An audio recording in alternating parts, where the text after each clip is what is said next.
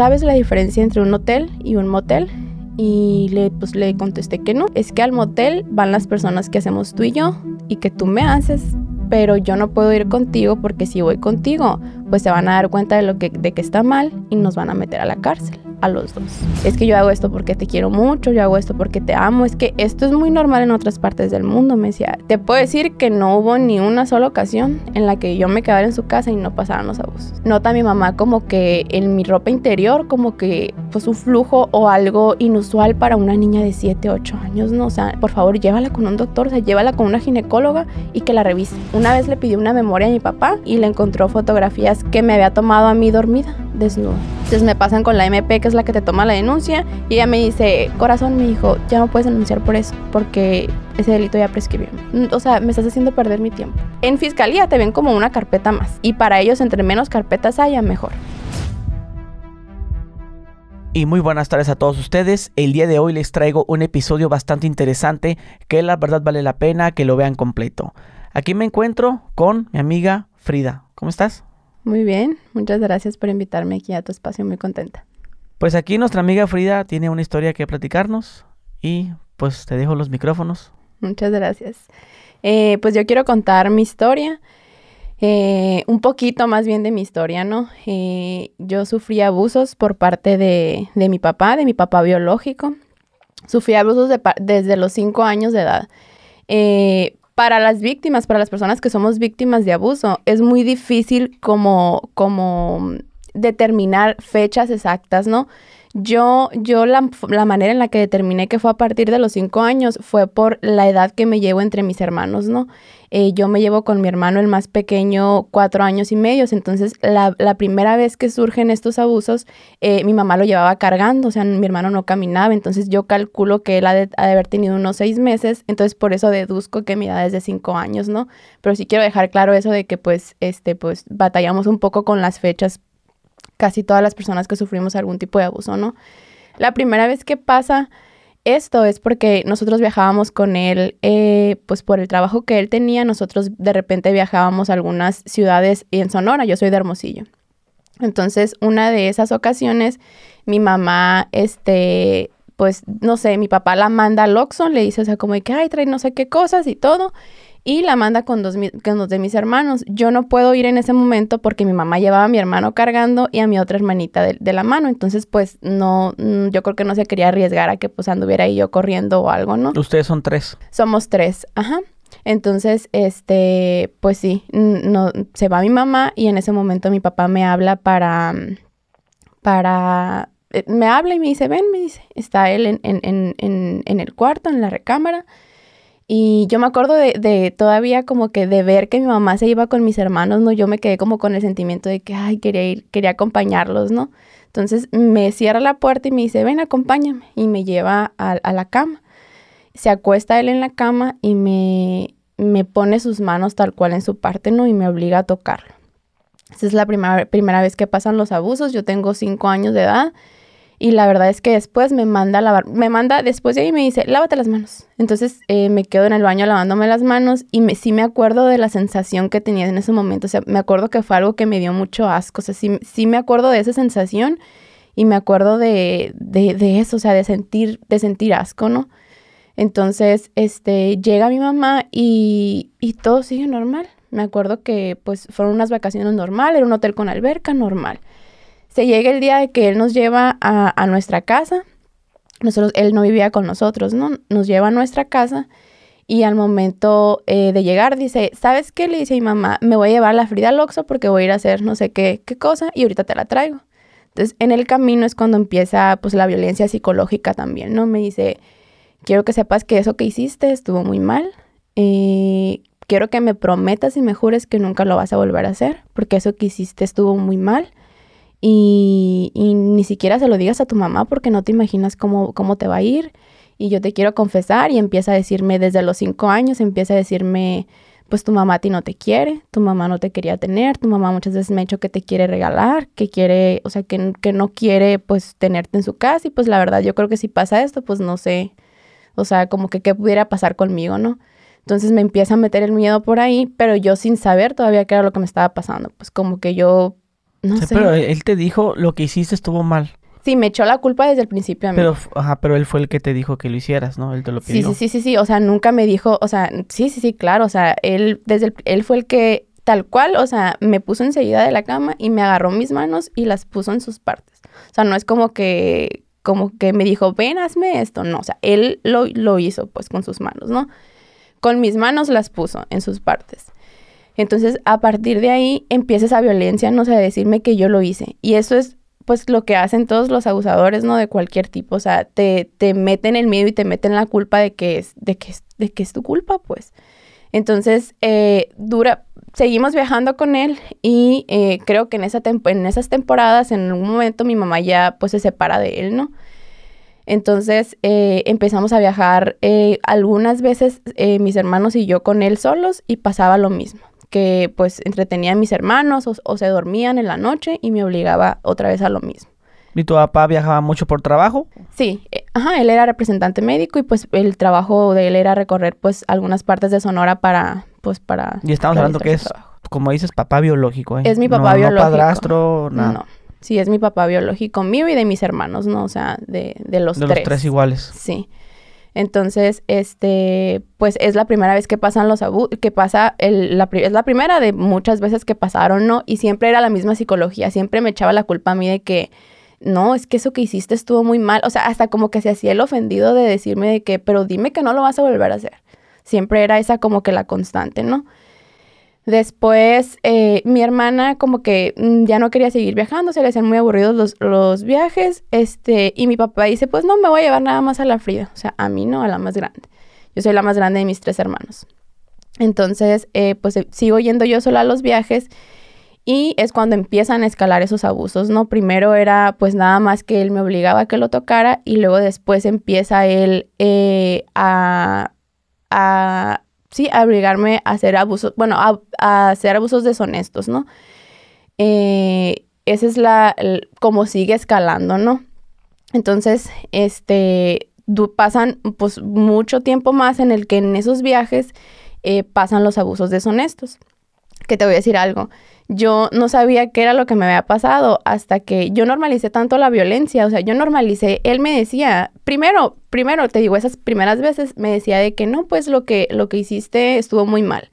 Después, como yo ya iba creciendo un poco más, me metía otras ideas, ¿no? Por ejemplo, me decía, igual estaba más grande, pero seguía estando chiquita, ¿no? A lo mejor unos 7 años, ¿no?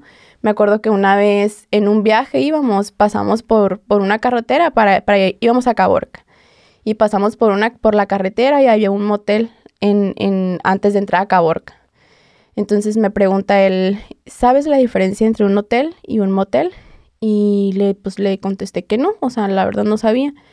Y me dijo, es que al motel van las personas que hacemos tú y yo y que tú me haces, pero yo no puedo ir contigo porque si voy contigo, pues se van a dar cuenta de que está mal y nos van a meter a la cárcel, a los dos. Entonces, yo mucho tiempo, pues yo tenía 7 años, pues así a ti 7 años y te dicen cárcel, pues te la crees. Ahorita que te referías a abusos deshonestos, ¿qué vendría siendo eso? Abusos deshonestos es cuando la persona tal cual te obliga a que le realices sexo oral. Esos son los abusos deshonestos. Ya. Entonces, te digo, yo no sabía eso hasta que empecé a ir con la psicóloga ya de grande. Yo empiezo a ir en 2019 con una psicóloga y le digo, me pasó esto y esto y esto. Y es la que me dice, mi hijo, es que, mira, primero son tocamientos, después son abusos deshonestos, después es esto y después lo otro. Ella es la que me empieza a explicar porque mi nivel de ignorancia ante lo que me había pasado, o sea, era pues muy grande. Yo nunca, pues no sabía, ¿no? Entonces, pues empieza a escalar, ¿no? Hasta que hubo una ocasión en la que, bueno, en 2006, sigue pasando el tiempo, ¿no? Y en 2006 más o menos, yo tenía 9 años, estaba a punto de cumplir los 10 años porque fue en junio, yo cumpleaños el 24 de junio. Entonces, yo me acuerdo que fue antes de mi cumpleaños porque yo me estaba quedando en la casa de él. En 2006 nosotros empezamos a ir a su casa. Él, pues, vivía con su esposa, nosotros somos hijos fuera del matrimonio. Entonces, él vivía en su esposa con su casa y cuando mi mamá un día ya lo deja, porque él siempre tenía a mi mamá con esta idea de que, es que primero le decía que no estaba con la esposa, que estaban divorciados. Después mi mamá se da cuenta que no es verdad y después... O sea que tu papá ya tenía esposa cuando andaba con tu mamá, ¿o? Ajá. Mi papá vivía en Guadalajara y él se va a Hermosillo por trabajo y llega pues sin la esposa y sin sus dos hijas porque tiene 2 hijas con su esposa. Más grandes. Mucho más grandes que yo. Ok, o sea, son, como dices tú, fuera del matrimonio. Ajá. Puede decir que tu mamá era como que el amante. Sí, digámoslo así, ¿no? Sin mi mamá saberlo. Ya. Entonces, porque él llega a Hermosillo soltero, o sea, llega sin la esposa. Mi mamá creo que hasta un tiempo estuvieron ahí juntos, o sea, mi mamá no sospechaba, pues. Entonces, él tiene, pues llega con mi mamá, y pues la conoce, mi mamá tenía 19 años o 18 años cuando lo conoce y ella tenía 31. O sea, le lleva 13 años de diferencia. Entonces, pues también era mucha la violencia con mi mamá de psicológica, ¿no? En la que pues se prestaba mucho para que mi mamá cuando notaba estos foquitos rojos conmigo le decía, no, es que es normal, o sea, yo ya pasé por eso porque mira, tengo hijas más grandes. Entonces, sí, en 2006 como que mi mamá ya dice, ¿sabes qué? Ya me di cuenta que pues ni se va a separar ni nada. Creo que ya tenían un tiempo que se habían dejado, pero mi mamá le dice que pues ya vamos ya necesito que me ayudes con los niños, pues. Entonces, llegan a un acuerdo en el que nosotros nos íbamos a ir un fin de semana con mi papá y un fin de semana lo íbamos a pasar en nuestra casa con mi mamá. Entonces, pues fueron varios años en los que nos estuvimos yendo a su casa. Y ahí dormíamos. Una de sus hijas pues nos prestaba el cuarto y dormíamos tal cual pues en una cama individual. Mi papá se acostaba conmigo y mis 2 hermanos menores se acostaban en la parte de abajo en unas colchonetas. Era la forma en la que dormíamos cada fin de semana que nos quedábamos en su casa. Entonces, seguían pasando ahí los abusos, ¿no? Pues eran constantemente. Te puedo decir que no hubo ni una sola ocasión en la que yo me quedara en su casa y no pasaran los abusos. O sea, no hubo ni una vez en la que él dijera no, o sea, era su nivel de, pues sí, estaba enfermo y era su nivel de que yo creo que pues nadie hacía nada y que él sabía que pues que estaba controlada la situación por él, que pues sí, o sea, siempre pasaba.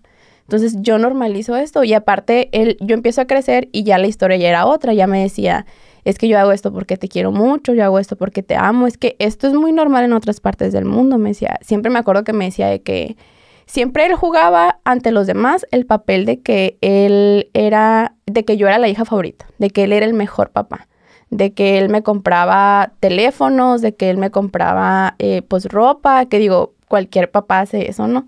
Pero pues él jugaba mucho con ese papel de el buen papá, ¿no? Ante todos. Entonces, pues sí, empieza a ver que estoy creciendo y empieza a cambiar la psicología que utiliza conmigo, ¿no? Y empieza a decirme que eso lo hace porque me ama, que todos los papás lo hacen. Y me empieza a decir, de hecho, que hay unas partes del mundo en el que es muy normal. Y me hablaba mucho de que es que aquí en México no tanto, pero pues en otras partes del mundo eso pasa y no sé qué. De hecho, mira, luego cuando entres tú a la prepa, yo te voy a mandar de intercambio para que tú veas que allá también pasa. O sea, me hablaba mucho de Brasil, me hablaba como de otros países, ¿no? Y me hablaba como de que yo te voy a mandar de intercambio y vas a ver y no sé qué y todo esto, ¿no? Entonces, yo ya traía muy normalizada la violencia porque me pasó desde muy chiquita, pues. Entonces, cuando te decía eso, ¿ya qué edad tenías? ¿9? Yo creo que ya tenía, como entre 9 y 10 años. De hecho, justo como a los 9 años exactamente, antes de cumplir los 10, te contaba pues que ya íbamos a su casa, ¿no? Hubo unas vacaciones en las que yo andaba muy rebelde porque él siempre me decía que mi mamá no me quería. Siempre él trataba de alejarme de mi mamá y de toda la familia de mi mamá. Yo a la familia de él no la conozco porque pues son de Guadalajara y pues somos hijos fuera del matrimonio. Y pues una vez que se enteraron de nosotros, pues nunca hubo un contacto, la verdad. Entonces, trataba de alejarme mucho de la familia de mi mamá, me acuerdo. O sea, por ejemplo, tengo primas que son de mi edad y a veces me invitaban así y yo batallaba mucho, mucho para que me dejara ir, o me metía muchas ideas en la cabeza, pues, y mucho tiempo, pues, yo me sentía realmente sola y de verdad sentía que él era lo único que tenía, porque me decía, sí, es que no, nadie te quiere, es que, ¿sabes? Jugaba con eso de que él era lo único que yo tenía. Entonces, hubo esas vacaciones en las que yo andaba muy rebelde con mi mamá porque, pues, por todo lo que él me decía, ¿no? De que yo de verdad sentía que mi mamá, pues, no me quería, que, no sé, y cuando te dicen esas cosas, tú como que te las crees, pues. Entonces, mi mamá le dice que anda muy rebelde a la fría conmigo, o sea, no quiere no se deja ni siquiera, porque yo lo que tenía era que yo lloraba mucho. A pesar de que yo normalicé esta violencia, yo sentía en el cuerpo mal, ¿sabes? O sea, no creas que en algún momento se dejó de sentir algo. No, siempre se siente mal y siempre sientes asco y nunca dejas de sentir que está mal, pues tu cuerpo habla, pues. Entonces, esas vacaciones, mi papá le dice, dame a la Frida, le dice, yo me la voy a llevar a mi casa para que esté ahí, que se distraiga y pues sí, que se le quite lo rebelde y yo ya te la traigo, va a estar más tranquila. Entonces tenía 9 años, yo apenas iba a cumplir los 10 y pasan 3 violaciones en esa ocasión, ¿no? Que yo no sabía que habían sido violaciones. Yo me quedaba todo el día en su casa, o sea, obviamente no, y en esas ocasiones yo ya dormía con una de sus hijas, la que nos prestaba el cuarto. Entonces, él seguía durmiendo con su esposa, pero yo dormía con su hija, ¿no? Ella dormía en la cama y yo dormía en una colchoneta en el piso. Contrario a las veces que íbamos en los fines de semana, que él dormía con nosotros, ¿no? En esas vacaciones sí me dejaba dormir con ella. Entonces, un día él fuma marihuana, siempre ha fumado marihuana. De hecho, hay unos expedientes en la Procuraduría donde mi mamá, por ejemplo, una vez lo demandó porque me sacaba de la escuela para llevarme a los viajes sin el permiso de mi mamá. Entonces, donde mi mamá denuncia y dice, pues, que él fuma marihuana y que le preocupa y esto y lo otro, y él lo acepta, dice que sí. Entonces, esa vez, la marihuana, pues, es una droga, pues, que según yo no te pone violento o no sé. Pero esa vez yo estaba en su casa sola, sus hijas estaban trabajando y su esposa también, y él llega, pues, no sé, a una hora de comida, no sé qué hora sería, pero pues era hora de comida. Y llega y yo no lo escucho llegar, es en una casa de 2 pisos, sube al cuarto y yo de repente veo que abren la puerta del cuarto así como muy violentamente, ¿no? Te digo, todos los abusos él los hacía, tratando de ser gentil, digamos, ¿no? O sea, nunca había sido con violencia. Y esas 3 ocasiones que fueron las violaciones, sí fue con violencia, o sea, él llega desencajado, o sea, yo hoy que estoy grande a lo mejor puedo pensar que hasta iba drogado con alguna otra sustancia porque era algo que nunca pasaba, pues. Entonces, me acuerdo que llegó y pues la violación es que la persona introduzca cualquier elemento, ya sea pues su miembro dentro de ti, ¿no? Esa es una violación tal cual. O cualquier otro elemento que introduzca dentro de ti. Entonces, esa vez, la primera vez llega muy violento, me agarró así totalmente desprevenida y me quita la ropa, pero llegó muy violento. O sea, me acuerdo que yo traía un short y me lo quita así con violencia, ¿no? O sea, ni siquiera como que se espera a terminar de quitármelo así. O sea, me queda como que colgando ahí el short y empieza con sus dedos tratar pues de introducirlos, ¿no? Entonces, yo no me dejo. Esa vez como que yo ya estaba un poquito más grande, pues tenía ya 9 años, ¿no? Y siempre he sido así como, nunca he sido muy, muy delgadita. Entonces, yo considero que sí tenía fuerza, o sea, yo pues, no sé, o sea, me considero, o sea, sí sentía como que lo hacía con todas mis fuerzas.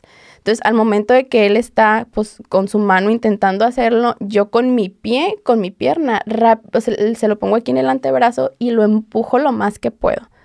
Y no lo podía quitar, y no lo podía quitar, y no lo podía quitar. Y, o sea, era demasiada su fuerza. Entonces, en esa ocasión, se enoja, sale enojado, bota la puerta, o sea, estrella la puerta y se va. Y me acuerdo que a mí me dio mucho miedo y corrí al baño y me puse un chorro de papel. Y me acuerdo que me quedé horas. O sea, esa vez me quedé horas y me acuerdo que haber llorado mucho. O sea, me quedé en el baño y lloré muchísimo. Mucho, mucho, mucho, mucho. Y en la noche llega, por ejemplo, pues su familia y todo y pues me ven hinchada, o sea, por llorar y nadie pregunta nada. Nadie, ¿qué le pasó? ¿Por qué lloró? ¿O tuviste algo? Nadie pregunta nada. Entonces, pues al día siguiente vuelve a pasar y al día siguiente vuelve a pasar en la noche. Entonces, pues pasa eso y ese día, el primer día sangro, los demás días ya no. Entonces, pues yo lo viví en aquel entonces como algo, no sabía que era violación lo que me había pasado.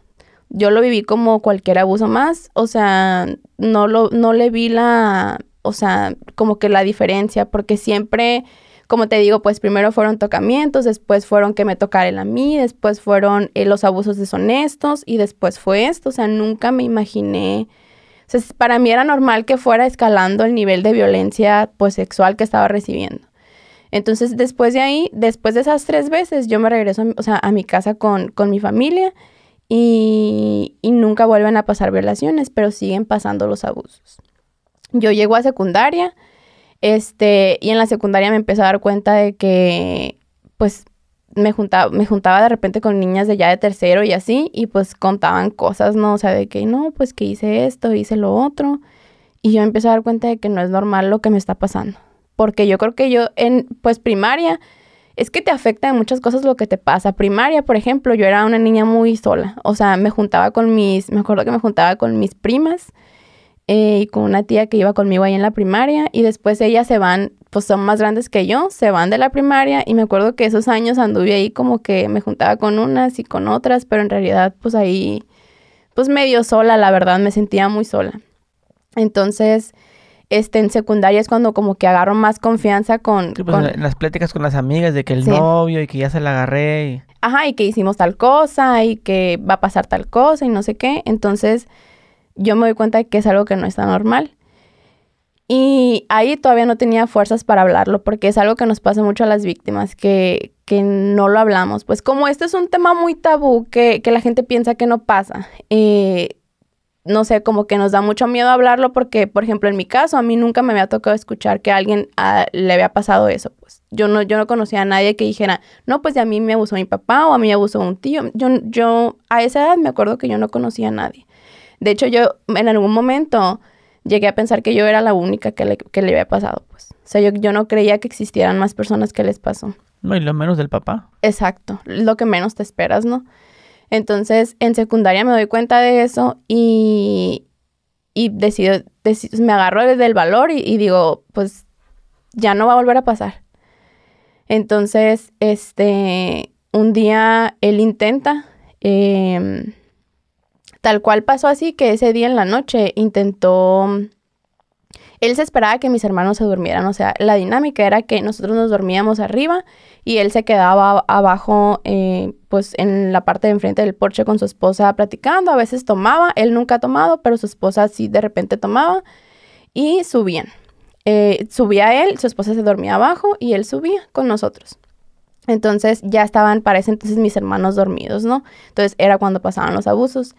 Y ese fin de semana me acuerdo que ya dije, no me voy a dejar. Iba muy convencida. Me acuerdo que a la muchacha a la que le conté, a la que me contó más bien lo que ella hacía con su novio y eso, por la que me di cuenta, y yo medio le dije de que, oye, ¿y si te gusta? Y yo como, ¿sabes? Como para saber de que, a ver, o sea, ¿qué está pasando aquí, no? Hacía como que preguntas y ella, no sé si sospechó que a lo mejor me había pasado algo o no sé, pero ella me acuerdo que tenía un carácter muy fuerte y me dijo que si alguien, o sea, que nadie te podía obligar a ti a hacer eso. Entonces me acuerdo que, y me acuerdo que ella me lo decía con un carácter y yo dije, es que con ese carácter yo le debo decir a él que no. Entonces me acuerdo que esa noche él quiso... ¿Pero tú ahí le confesaste? No, nunca le dije a O sea, ella. trataba de... No, es que una amiga, o sea, tú tratabas de disfrazar. Pues ella como que te quiso descubrir en el momento. No, como que fue muy inteligente, fíjate. O sea, era pues alguien pues que estaba muy adelantada. Yo creo que tenía la mentalidad más de secundaria, pero sí me acuerdo que yo le decía, oye, pero te gusta, pero no te da asco, pero no sientes esto. Y como que ella nunca me preguntó, pero yo creo que se dio cuenta. Ya. Entonces, sin preguntarme y sin nada, me da ese consejo, ¿no?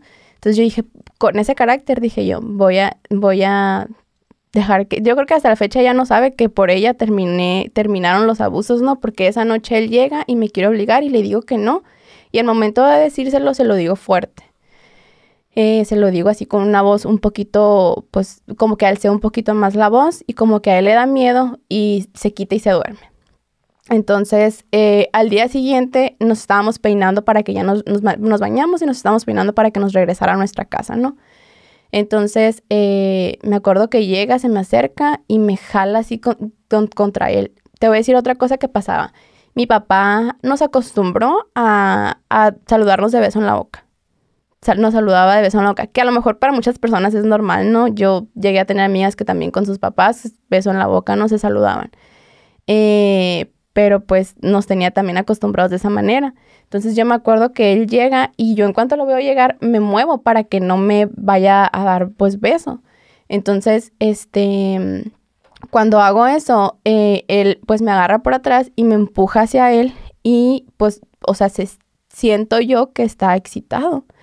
Entonces me quito así, o sea, trato de quitarme y me dice algo así como de que no importa, o sea, como que no importaba que me quitara, me dijo, porque te voy a violar. Esas fueron las últimas palabras. Entonces, de ahí me dio miedo porque yo no sabía que ya habían ocurrido violaciones, porque yo no, o sea, no tenía como que ese, pues no, te digo, no sabía, ¿no? Entonces, esa vez pasa eso y yo me asusto. Entonces, hablo con mis hermanos y les digo, oigan, le tenemos que decir a mi mamá que ya no queremos ir a esa casa porque era una cosa muy rara porque nosotros llegábamos a esa casa y un sábado, ¿no? Y el sábado pues siempre pedían pizza y pues estábamos ahí jugando, ¿no? Y a las 7 de la noche súbanse al cuarto y ya no salgan hasta las 12 del mediodía que se vaya la esposa de él porque pues obviamente pues somos hijos fuera del matrimonio, la esposa no nos quería ahí. Entonces era para unos niños pues de 9 años, mi hermano bien chiquito y todo, pues claro que nos aburríamos pues. Entonces, pues sí, pasa eso de que me hice eso, me asustó y yo le digo a mis hermanos, oigan, pues ya ven que pues nos aburrimos mucho. Nunca les digo en ese momento, ¿no? Pero les digo, pues ya ven que nos aburrimos mucho y pasa esto y pasa lo otro. Aparte de que nos daban de cenar, ¿no? O sea, nos daban de que galletas con leche nos subían para que cenáramos y pues no podíamos comer nada hasta las 12 del otro día que se iba su esposa, ¿no? Entonces, pues no la pasábamos bien, pues. Y platicamos con mi mamá y le decimos, ma, pues no queremos ir ya a esa casa porque pasa esto y no nos dan comida y así. Y mi mamá nos dice que bueno, que está bien que nos quedemos todos los fines ahí en la casa. Y mi mamá nunca pone un pero, nos dice que sí. Entonces, a partir de ahí terminan los abusos. Y yo nunca hablo, nunca hablo. Siempre supe que lo que me pasó porque sufrí de depresión mucho tiempo, ¿no? O sea, yo lloraba todas las noches. Yo me acuerdo que mi mamá se me acercaba en la noche y me preguntaba, a ver, pero dime qué pasa, porque, por ejemplo, hubo una temporada en la que falleció la abuela de mi mamá y yo lloré mucho en esas temporadas y mi mamá como que a lo mejor y lo podía pensar de que no, pues le puedo mucho porque pues sí me pudo, ¿no? Que falleciera, pero pues no era por eso por lo que lloraba, pues.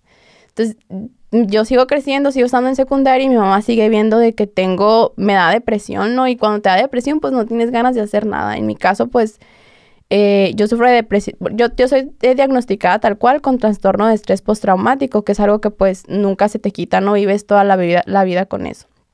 Pero hay ciertos detonantes, por ejemplo, si hay ciertas cosas que te recuerdan algún abuso que viviste, pues te detonan un ataque de ansiedad, un ataque de pánico, etcétera, ¿no? Entonces, en aquel momento, pues, tenía depresión y, pues, sí, me la llevaba de que, pues, acostada, llorando. Me acuerdo que no me quería ni bañar, mi mamá me obligaba así. O sea, eran etapas, pues, muy feas, ¿no? A pesar de que ya no había abusos. Me acuerdo que en prepa también, la llevo, o sea, la paso así y como que me doy cuenta. Ya en la universidad me doy cuenta de que es algo que me está afectando en mi vida. Pues, o sea, yo no podía tener novio, era muy... Siento yo como que me relacionaba muy... No me sabía relacionar con las personas, pues.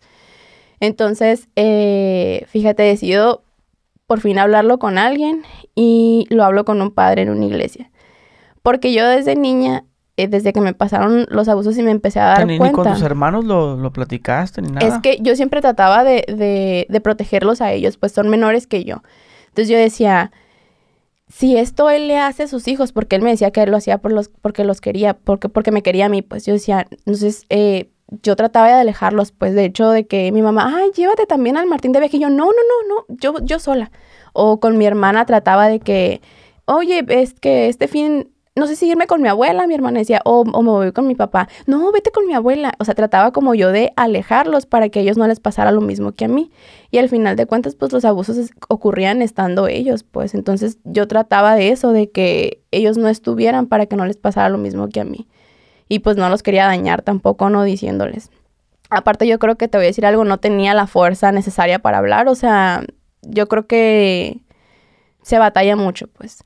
Y yo mucho tiempo dejé de creer en Dios. O sea, yo desde que me di cuenta en secundaria, yo dije, Dios no existe. O sea, dije, Dios está viendo todo lo que me hicieron y no hizo nada. Dije, Dios no existe. Entonces yo desde secundaria dejo de creer en Dios. Entonces, y era algo que yo decía, ¿no? Y con mucho coraje. Y me acuerdo que llegué a platicar con tías y tenía una tía que falleció de cáncer y que ella era muy devota de Dios y de la Virgen y así. Y yo me acuerdo que yo la cuidaba. Y en las noches a veces platicábamos así de que ella me decía, es que Dios me va a curar. Y yo le decía, es que Dios no existe, es la fe la que le va a ayudar. Pero Dios no existe, no hay un Dios. Entonces, un día como en mi rebeldía de que, a ver, si existe Dios, me va a ayudar por medio de un cura, que pues es el representante de Dios aquí, ¿no? Entonces voy con un padre a una iglesia ahí cerca de mi casa un día que me da un ataque de pánico porque pues recordé de ansiedad y porque recordé cosas y voy con un padre a una iglesia. Entonces me siento, le platico lo que en llanto así, pues horrible, y le cuento todo lo que me pasó. Y me dice que sí, ¿quién fue? Y le digo que fue mi papá. Y me dice, mira, vas a orar tantos Padres Nuestros, tantas Aves María, no sé. Y vas a pedir por él. Me dijo, él es una persona que ya está arrepentida. Eso me dijo tal cual.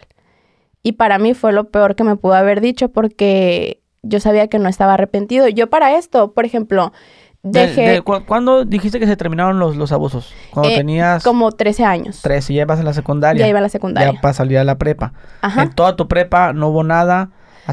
No, pero como yo bloqueé esos abusos, yo los seguía viendo. No íbamos a su casa pues de repente a comer un día, pero ya no dormíamos ahí. Yo cuidaba mucho eso. Que no se te acercara, nada de... Como que lo bloqueé y pues lo saludaba normal, me acuerdo, o sea, era como normal. Y él iba a nuestra casa. Pero tú sabías lo que había pasado, pero bueno, como ahorita no está pasando nada. Hola, ¿cómo estás, papá? Ajá, bien. Normal. Sonrisas, todo normal. Sí. ¿Y tú sentías algo por él? Ay, no me acuerdo. A lo mejor en algún momento sí. Pero no, mira. En ese tiempo, pues, en el que ya estabas en la prepa, él ya... No, ya... en ese momento no. En ese momento me acuerdo de haberle tenido mucho coraje. Okay. Yo me acuerdo que a lo mejor de chiquita, te voy a decir algo, sí sentía como que era lo único que yo tenía en el mundo, pues. A pesar de que él era mi violentador y todo, él me decía que, pues, mi mamá no me quería, que me quería regalar, que mi mamá... pues, a veces me marcaba, o sea, como que era un control, un psicológico muy grande, porque a veces de la nada me marcaba y de que, oye, ¿que te portaste mal? Y yo, no. Pues tu mamá ya anda viendo a ver dónde te deja, porque ya no te aguanta ahí en tu casa. Entonces, de la nada, sí, o sea, era como que mucho ponerme muy en contra de ella, pues. Entonces, yo de verdad sentía que no tenía nadie, o sea, que él era lo único que tenía, pues. Y como él me decía que en cierta etapa me decía que lo hacía por amor a mí, pues yo decía, pues, él me ama, es mi papá, o sea, a lo mejor en esas etapas yo sí pude haber pensado sí pude haberle tenido amor de papá. Pero después de que yo me doy cuenta, no, yo le tenía mucho coraje. De hecho, te voy a decir algo. Una de sus hijas tiene una niña. Y yo me acuerdo que yo la buscaba mucho a esa niña. Yo le decía, primero me contratan su mamá para que yo la cuidara, ¿no? Entonces, pues la cuido un tiempo, ¿no? Después, pues no sé, como que ya ahí la dejaban, él deja de trabajar y como que ya la dejaban ahí en su casa y yo trataba de buscarla muchísimo. O sea, esa niña se la llevaba en mi casa y se la llevaba, yo me la llevaba al cine a donde pudiera para que no estuviera cerca de él. Y me acuerdo mucho de yo hacer esta estrategia porque fíjate, o sea, a mí de chiquita todos de que, ay, es que tu papá te quiere mucho. Todos me decían, pues sí, ay, es que... Me acuerdo un tío que pues obviamente él ni sabía nada que estaba pasando, pero me decía, ay, es que yo los veo de grandes y wow, o sea, te va a cuidar mucho, le decía a mi papá, como que yo lo iba a cuidar mucho de grande y no sé qué, o sea, porque veían como que yo era la favorita, ¿sabes? Entonces yo pues como que pues menos confianza me daba de decirle a nadie porque yo decía, no me van a creer, porque aparte él me decía eso, que pues no me iban a creer. Entonces yo con mi sobrina trataba de hablarle mal de él. Yo me acuerdo que yo como le tenía mucho coraje, yo le decía muchas cosas de él. Y para que yo decía, es que si a ella le está pasando, para que ella vea que como a mí no me cae bien, yo lo voy a creer. Entonces siempre trataba de hacer eso, ¿no? Entonces, pues más o menos eso. No sé en qué me quedé. No, sí, que Pues que ya llevas en esta universidad, hablaste con el padre. Ajá, me dice Después de que esto. hablas con el padre, ¿qué pasa? ¿Sales enojada de ahí? Salgo, es cuando llego con el padre, como que yo traía ya la ansiedad, pero salgo con un ataque de pánico horrible. Y digo, pues es que no existe Dios. Digo, o sea, no hay vida. Digo, todo lo que he vivido ha estado horrible. No sé. Y pienso de que me acuerdo que salgo, ya traía mi carro, salgo de ahí de la iglesia. Y digo, pues no, o sea, tengo que buscar la forma en el que ya no, o sea, de que ya no voy a sufrir, pues, o sea, pensé así de que lo peor, ¿no? De que me voy a morir, o sea, me quiero morir, ya no quiero seguir viviendo. Y me acuerdo que me estaciono en algún lugar ahí cerca como para yo pensar qué puedo hacer. Y empecé a buscar en internet y me sale de que marca la línea del suicidio. Y marco a una línea que sale ahí. Y la verdad es que me contienen muy bien, o sea, me ponen a hacer algo ahí como de que... Primero me ponen o sea, me escuchan, porque yo la verdad es que una persona que ha vivido abuso, lo único que quiere es que le escuchen. Es lo único que quiere. Y que le crean, obviamente.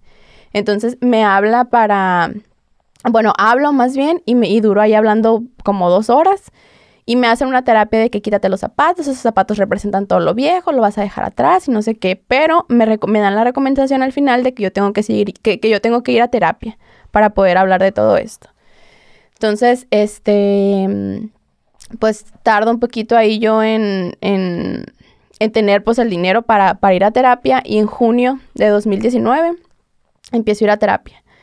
Y le digo a la psicóloga, el primer día que llegué con la psicóloga le dije, así llegué en llanto, como que yo ya sabía que lo iba a hablar. Y llegué en llanto y le dije, a mí me pasó esto, esto y esto. Y es la psicóloga que te digo que ya me empieza a dar nombres, ¿no? De que, pues te pasó esto y te pasó esto y esto y lo otro.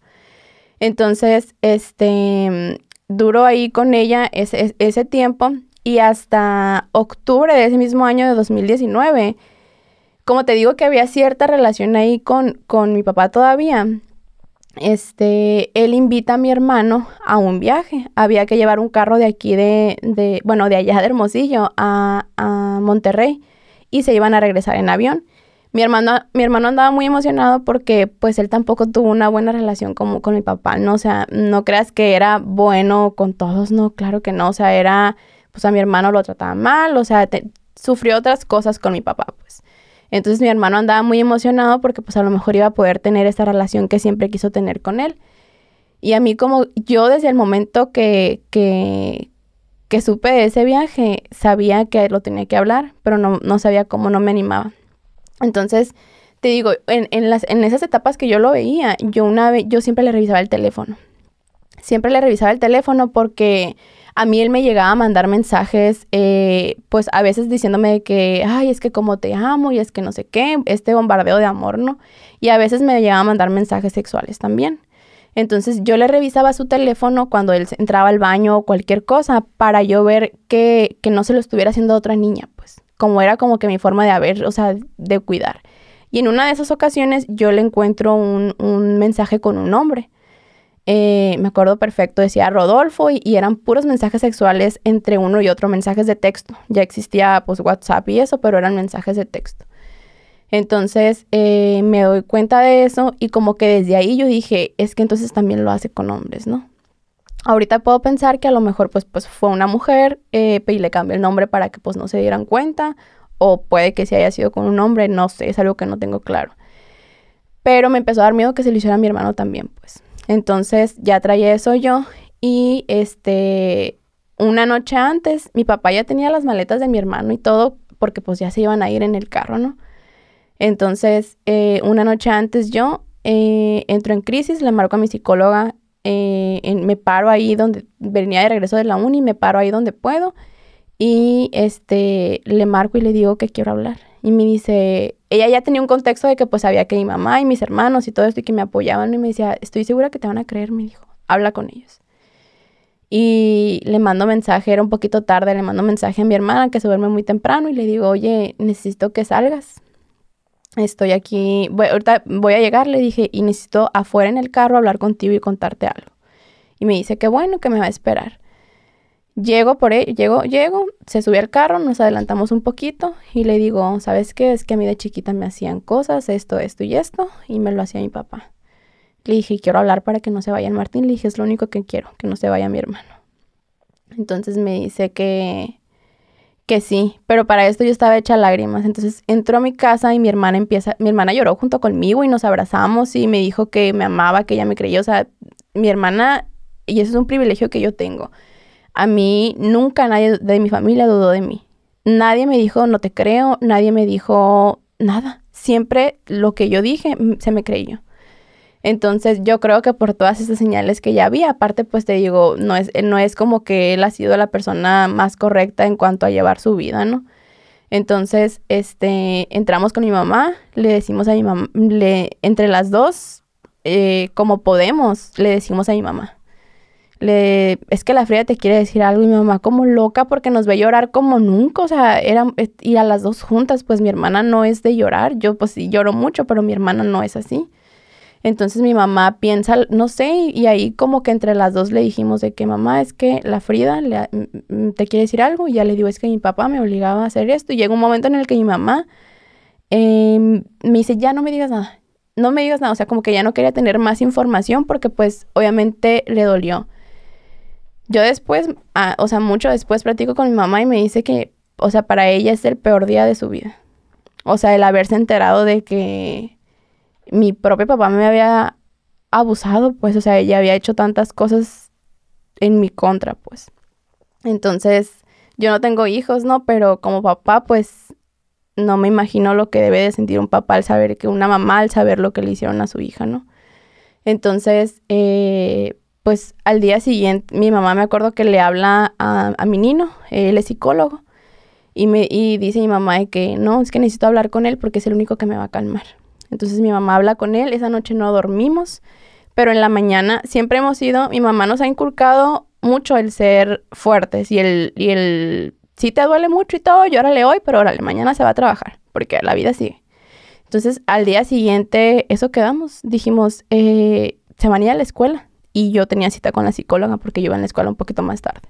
Entonces mis hermanos se fueron a la escuela a seguirle porque la vida seguía, y vamos a llorar en la noche y todo, pero la vida sigue. Entonces ahí yo no tenía planeado denunciar ni nada, como que era nomás sacarlo y proteger a mi hermano, pues. Entonces, llega mi papá a mi casa y no estaban mis hermanos y llega, pues le había hablado a todo el mundo y nadie le contestábamos, pues. Entonces él no sabía que yo ya había hablado. Entonces llega y pregunta por nosotros y que llega así como muy alterado, ¿no? Llega de que, ¿qué es? Que no contestan y no sé qué. Entonces mi mamá sale y le dice, le empieza a decir de que ya sé lo que hiciste y que no sé qué. En cuanto escucha eso, agacha la cabeza y se sube al carro. Nunca se lo negó ni le dio la cara. Entonces, yo le mando un mensaje a él. Yo escuché todo eso, ¿no? Y le mando un mensaje a él y le dije, me parece que le dije un día o algo así. Le dije, ¿tienes un día para decirle a tu familia lo que me hiciste o se los voy a ir a decir yo? Entonces me contestó, ok. Entonces, al día siguiente que él llega a Monterrey, o a los 2 días, no sé cuánto tiempo haría, no me acuerdo, la verdad, pero me marca una de sus hijas y me dice, oye, yo era con la que mejor relación tenía con ella. Digo, nunca tuvimos relación de hermanas ni nada, como por ejemplo con mis hermanos, pero pues sí una relación cordial, ¿no? De que cómo estás y el niño y esto y así, ¿no? Entonces, me marca ella y me dice,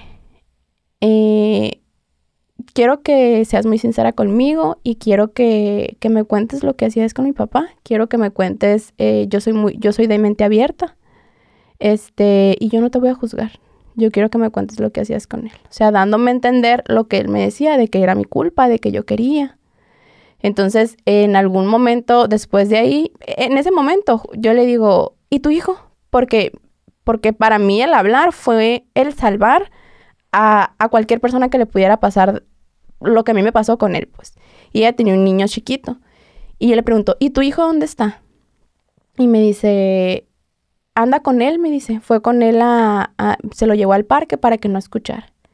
Y le dije, no puedo creer que seas esta clase de madre. Le dije, que acaban de, o sea, que acabo de decir lo que me pasó con él y que dejes a tu hijo con un abusador, con un violador, pues. Y le dije, cuélgame, le dije, y vete por tu hijo.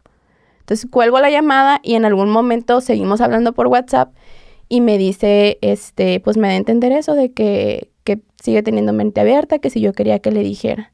Entonces yo me acuerdo de ya no le contesté a ella, me puse muy mal y me habla su otra hermana. Y me dice que no quería que fuera a hacer un escándalo, que no quería que lo publicara en el Facebook, que a ella no le importaba y que no sé qué. Entonces le dije, pero es que ni siquiera me has preguntado qué me pasó, le dije. Ustedes tienen la versión de él, que él dice que yo quería. Y le dije, ¿Él dijo eso? Sí, a su familia. O sea, le dijo, es que yo lo hice porque ella quería. ¿Pero una niña de 5 años? Y ella tiene una hija. En ese entonces, pues, mucho más chiquita, ¿no? Y le digo, si yo te digo que tu hija quería, que en esa edad su hija tenía Albertino unos 7 años, no sé, tú me creerías que ella quería. Entonces le digo, no me digas eso, le dije, o sea, es imposible, pues. Le digo, si quieres hablar conmigo y quieres saber lo que me pasó, ven a mi casa. Y sí, me llega a los 5 minutos a mi casa, platicamos, y ella misma me confiesa, me dice, es que te voy a decir algo, me dijo, esto es algo que viene de familia, me dijo. Al papá de él, al que pues vendría siendo mi abuelo, que conocí 2 veces en mi vida nada más, lo acusaron también sus nietas, mi hijo de Guadalajara, de que había abusado de ellas, me dijo. Entonces tiene él pues denuncias, no sé si formales, o sea, tal cual como que en la fiscalía, pero sí habían hablado y dicho que él tenía, y me dijo, a mí no me sorprende eso que me dices de él porque pues yo lo conozco, me dijo. Y ella me menciona, lo mejor para todos, me dijo, es que él ya no viva aquí, me dijo, el que no esté aquí. De hecho, en algún momento ella me llega a decir que lo mejor es que él debería de estar muerto. Y que, o sea, me menciona eso y que lo mejor es que él esté fuera de aquí, que nunca nos vuelva a molestar y que nadie de nosotros seamos señalados por tener un papá así, pues. Entonces, llego a un acuerdo con ella en la que porque ella no quería como que yo actuara legalmente y como que no quería que publicara en Facebook ni que se hiciera como que grande la noticia. Entonces yo le digo que yo lo único que quiero es que él esté lejos de nosotros, pues, y que yo estar asegurada de que no le va a hacer nada, porque para todo esto, la niña, hija de ella, mi sobrina, iba a un club de fútbol. Y él, por supuesto que él era el encargado de llevar a todas las niñas a sus casas. Entonces, él llevaba a las niñas y todo esto, y en alguna ocasión, yo revisándole el Facebook a él en su celular, me doy cuenta que a las niñas las trata de, mi amor, mi niña, es que tú eres la más hermosa de todo el fútbol, y es que juegas como nadie, y es que, o sea, diciéndole cosas muy inapropiadas de un señor de 50 y tantos años a una niña de 7, 8, 9 años. Entonces, pues tal cual los rasgos de un pedófilo, pues como que ya estaba ahí haciendo él como que sus cosas para poder pues seguir buscando víctimas, ¿no? Entonces le comento también eso a ella y ella me dice que sí, que definitivamente ella se va a encargar de que él no regrese nunca y para que todos podamos vivir tranquilos. Se va ella de mi casa, yo la tenía bloqueada por WhatsApp porque me dio mucho coraje las cosas que me dijeron de que yo digo, ellas ya en ese entonces tenían 30 y tantos años. Yo tenía unos 22 años o algo así cuando hablé. Ellas ya tenían 30 y algo. O por cumplirlos. Y digo, ¿cómo? Yo, por ejemplo, ahorita tengo 26. Si a mí alguien me dice, una niña de 5 años quería que la abusaran, yo no creo eso. No. O sea, yo no entiendo cómo ellas en su cabeza llegaron a pensar que yo quería, pues. Entonces, también no sé qué versión les manejó él, a lo mejor no les dijo las edades o no sé qué fue lo que pasó. Pero las dos me apoyan y en eso tengo una plática con la otra hija de él y también me dice, pues yo te apoyo, mi hijo, si tú lo quieres meter a la cárcel, me dijo, yo te apoyo y haz lo que tú tengas que hacer para que estés bien. Entonces, a mí me dolió mucho eso de que en un principio le creyeran a él que yo quería. Entonces yo, aunque ellas después me apoyaron, yo decido alejarme de ellas. Y decido ya no buscar a sus hijos y decido, pues, cortar relación totalmente con ellas, pues. Entonces, pues hasta donde yo me quedé, ellas me apoyaban, ¿no? Y me creían y te digo, me contaron todo este historial que había de abusos en la familia de ellos. Entonces, después de ahí, yo me doy cuenta que él regresó a Hermosillo, que en realidad pues nunca se fue. Entonces, bueno, estuvo pues el tiempo ese que estuvo en Monterrey, pero no sé si estuvo una semana o dos y se regresó a Hermosillo. Entonces, lo empiezo a ver cerca de mi casa. O sea, todo esto, ¿y qué año de haber sido? ¿En 2020? Fue en 2019. Y luego en 2020, a finales de 2020, yo lo empiezo a ver qué anda ahí por tu casa. Sí, yo, por ejemplo, le conté una vez a una tía mía, una hermana de mi mamá, de las más chiquitas, le conté que pues no, me pasó esto y esto. Y ella me cuenta algo que le hizo también a ella. No algo tan grave como lo mío, pero pues una vez que él intentó ahí sobrepasarse, ¿no? Entonces me cuenta eso. Y me dice, ¿y sabes que el otro día lo vi? Me dijo, lo vi en una gasolinera, me dijo. Y entonces de ahí me doy cuenta que él anda aquí. Y de repente lo veo, yo vivo en una casa que está enseguida de la esquina. Y lo veo contra esquina así de mi casa, parado. Lo veo varias veces. Y esto a mí... No denuncio luego en cuanto lo veo, porque yo lo veo como a finales de 2020. Pero, o principios de 2021 fue más o menos cuando lo empiezo a ver. No denuncio luego porque fue un detonante para mí el volverlo a ver, pues. Porque yo creía que yo ya lo tenía trabajado en terapia. Yo creía que ya lo había superado. Yo creía que ahí todavía no me daban el diagnóstico del trastorno de estrés postraumático. Entonces yo creía que pues ya se me había quitado. Entonces, entro en depresión otra vez cuando lo vuelvo a ver y duró semanas que no salgo de mi casa porque me da mucho miedo, porque me da miedo encontrármelo. De hecho, perdí ese semestre en la universidad porque dejé de ir a la universidad porque no lo veía. Y yo no les quería decir en mi casa. Y hubo una vez en la que mi hermanita pues es mi cómplice, ¿no? En todo, o sea, ya después de que yo hablé, pues todos nos decimos, ¿no? Y una vez en la que yo le dije, oye, es que lo estoy viendo, le dije, aquí está. Y me dijo, pues hay que denunciar. Me dijo, yo te apoyo si tú quieres denunciar. Y le dije, sí quiero. Y marco al 911 y pregunto, de que, oigan, es que quiero saber cómo le hacer para la denuncia. De hecho, tú tienes un podcast muy bueno que lo subiste hace poquito, que es con El Padrino, creo que se llama, que habla él, que es una persona que trabajó en la Fiscalía de Jalisco. Ah, sí. Que él platica súper bien cómo funciona todo en la fiscalía. Te habla de quién es un MP, quién es el encargado de hacer qué cosa, te habla de las audiencias, te habla de todo el proceso. Ese podcast, si yo lo hubiera visto cuando puse la denuncia, me hubiera servido muchísimo. Y de verdad se lo recomiendo mucho a cualquier persona que vaya a poner una denuncia, que vaya a ver ese video, porque él te explica todas esas cosas que nadie te explica. Ah, ya lo sabe mi gente, el episodio, bueno, no sé qué número es, pero es el del podcast Gusgri, El Padrino. Fue como en mayo, lo subiste como en mayo. Sí. Entonces, es muy buen podcast. Pero pues al final de cuentas yo toda esa información no la tenía en ese momento, pues. Entonces me dicen dónde ir a denunciar, voy y denuncio y empieza la segunda tortura, ¿no? Que es denunciar.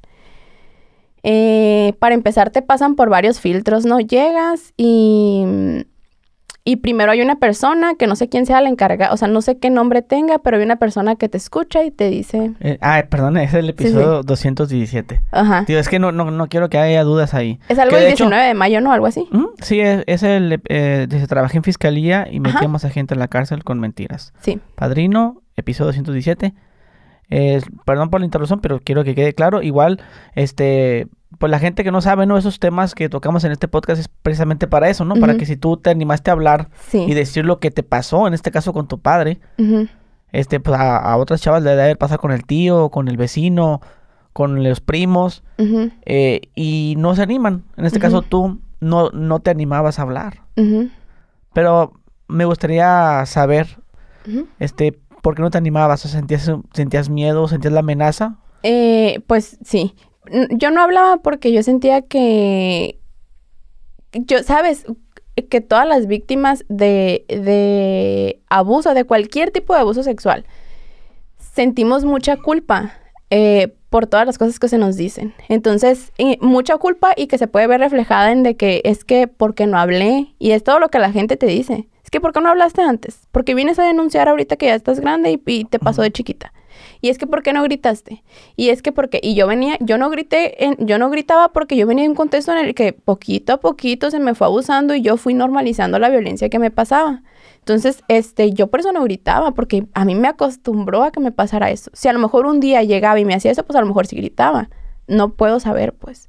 Entonces, manejamos mucha culpa. O sea, de que porque no grité, te la crees, pues. O sea, dices, ¿por qué no grité? ¿Por qué no hice eso? Y por eso te pregunto eso, porque pues hay muchas chavas que eso les pasó de niñas. Ajá. De los 10, pues dicen, bueno, ya estoy grande. Ujú. ¿Ya para qué? O ya, eso ya pasó. Ujú. Pero pues no. Exacto. A meterte una denuncia. De hecho, te voy a decir algo. Yo llegué a la denuncia sin saber si mi delito, porque a mí me lo dijeron por el 911. Me dijeron de que es que a lo mejor el delito ya prescribió porque me preguntaron edades y todo. Me dijeron, a lo mejor el delito ya prescribió. Prescribir pues significa que pues tiene cierto año para denunciar. Me parece que los años se calculan, por ejemplo, si el delito es de 10 a 20 años. La mitad pues sería, ¿cuánto? 15 más o menos. Tienes 15 años para denunciar. O sea, ya después de ahí ya el delito prescribe y ya no puedes denunciar. Entonces, yo llego sin saber nada de eso, o sea, sin saber si mi delito iba a proceder o no iba a proceder. Yo hasta ahí pensaba que todo lo que me había pasado eran abusos. Entonces llego y el primer filtro pues te dicen, no, es que mira, ya está grande, es un señor que a lo mejor la vida se va a encargar de que lo pague.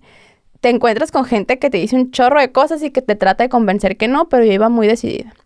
Entonces me pasan con la MP, que es la que te toma la denuncia, y ella me dice, me dijo así tal cual, corazón, me dijo, ya no puedes denunciar por eso, porque ese delito ya prescribió, me dijo. Entonces, necesito saber si hubo una ocasión en la que te violó, hubo una ocasión en la que te hizo tal y tal y tal. Y le dije, pues la verdad no, le dije, o sea, no hubo ninguna ocasión. Y me dice, sí sabes lo que es violación, ¿no? Me dijo, o sea, es que introduzca y ella me lee tal cual lo que dice que es, o sea, la definición de la violación. Y me acuerdo, sí, le dije, hubo 3 ocasiones en las que con sus dedos y ya le explico. Me dice, perfecto, me dice, ese sí estamos todavía en tiempo. Entonces, empieza la denuncia, y pues duró 2 años, 3 meses en la denuncia, ¿no?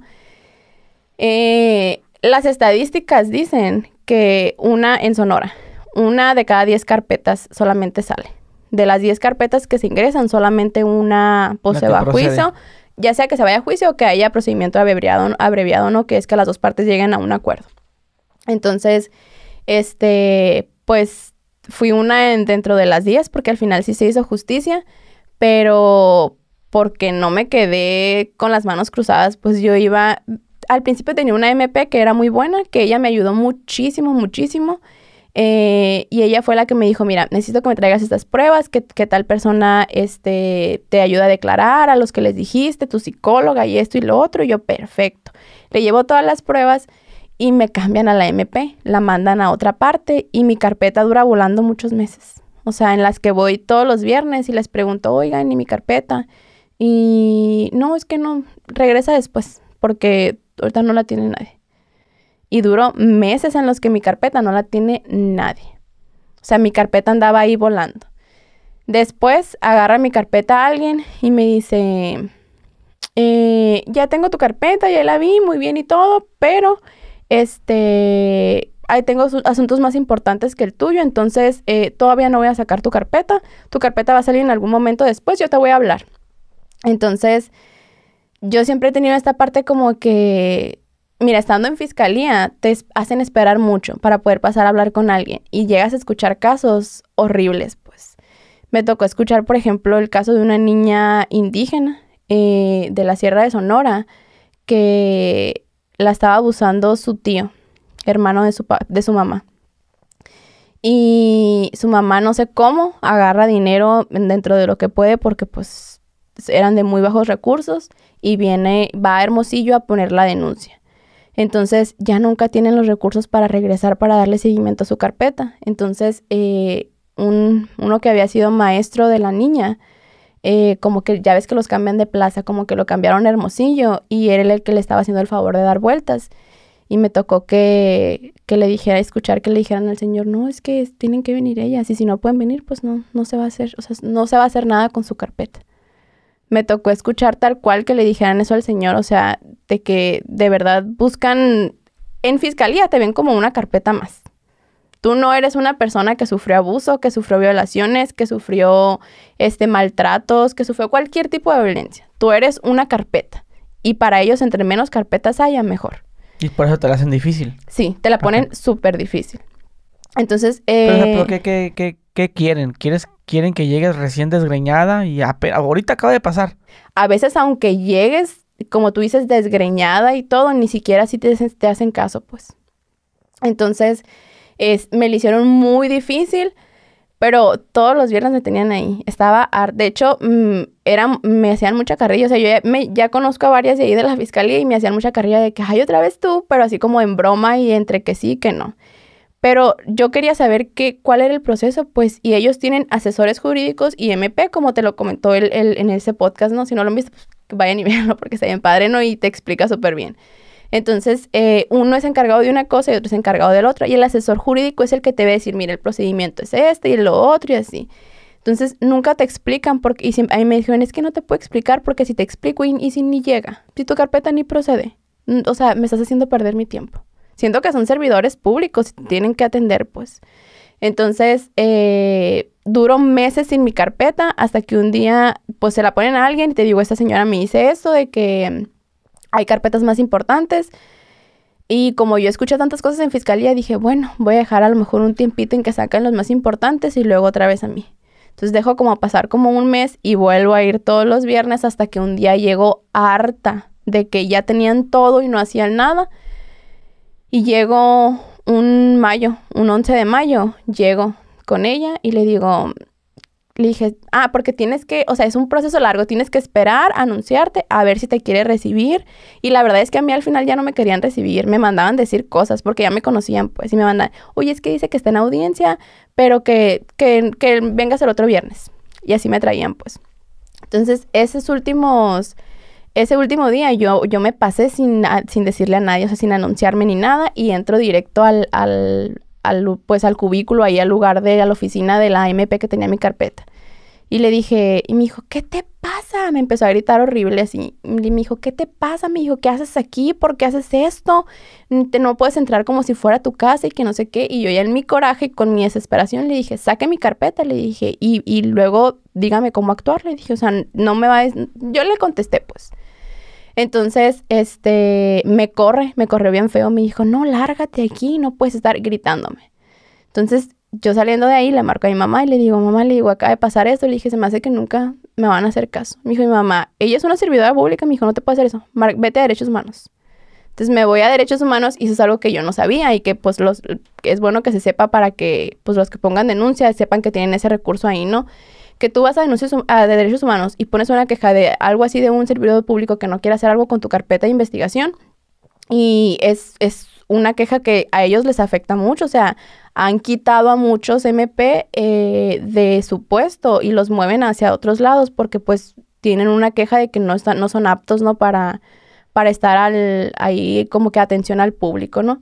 Entonces pongo esa queja y como a ellos les pesa mucho tener una queja, me dice la encargada de ahí de Derechos Humanos en Sonora, me dice, ¿sabes qué? Me dijo, vamos a hacer algo. Le vamos a dar chance esta mañana. Si mañana no te giran la orden de aprehensión para agarrarlo, vamos a meter la queja. Si no, me dijo. Vamos a darle chance, me dijo. Y le dije, ok, así le hacemos. Al otro día, a las 8 de la mañana, me están marcando los de la AMIC. Oye, giraron una orden de aprehensión ahorita a las 7 de la mañana. Queremos saber dónde está el señor para ir por él. Entonces les digo, rápido les doy su dirección y la AMIC trabaja así de que pues les dan una orden de aprehensión, van y buscan a la persona, si no la encuentran pues se van y luego vuelven a ir y se van y así hasta que lo encuentren, ¿no? Pero pues eso les puede dar chance a los que pues para que se escondan o a que huyan o a muchas cosas. Ese día me hacen el favor los de la AMIC de quedarse ahí hasta esperarlo. Llegan desde pues muy temprano en la mañana y lo aprenden a las 7:02 en la noche. La AMIC dura todo el día fuera de su casa esperándolo y lo aprenden a esa hora, a las 7:02.